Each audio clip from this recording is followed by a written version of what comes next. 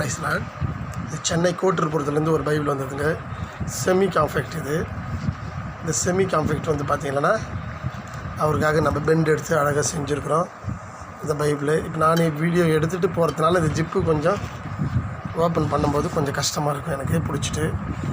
அது இந்த செமி காம்ஃபெக்ட் அழகாக அவருக்கு பெண்ட் எடுத்து பேப்பரெல்லாம் ஒட்டி ஃப்ரண்ட்டில் போய் இந்த பேப்பரெல்லாம் ஒட்டி பக்காவாக ரெடி பண்ணி பாருங்கள் அழகாக பண்ணிட்டேன். பேப்பரெல்லாம் எடுத்துகிட்டு அந்த நூலெல்லாம் ரொம்ப இதுவாக இருந்ததுங்க, அழகாக எடுத்து பண்ணியிருக்கிறேன். நம்ம semi compact leather, genuine leather போட்டு பண்ணியிருக்கேங்க. பைபிளுக்கு எதுக்கோ நம்ம விலை கொடுத்து வீடு வாசல் காரு மனை எல்லாம் வாங்குகிறோம்.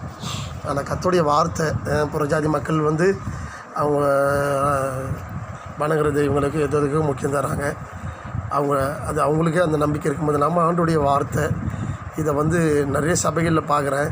பைக்கு புதுசாக இருக்கும், காரு புதுசாக இருக்கும், எல்லாமே இருக்கும். ஆனாலும் கர்த்தருடைய வார்த்தை மாத்திரம் அப்படியே பிஞ்சு போன பைபிள் எடுத்துகிட்டு வருவாங்க.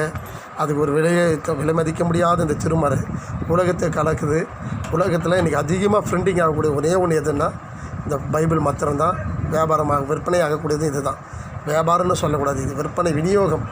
விற்பனையுடைய விநியோகத்திற்காக வேலை செய்கிற அந்த கூலி மாத்திரம் தான் வாங்குகிறாங்க. ஆகையினால இந்த வேதத்தை நேசிங்க. கர்த்தர் காட் பிளஸ் யூ. கர்த்தர் பெரியவர்.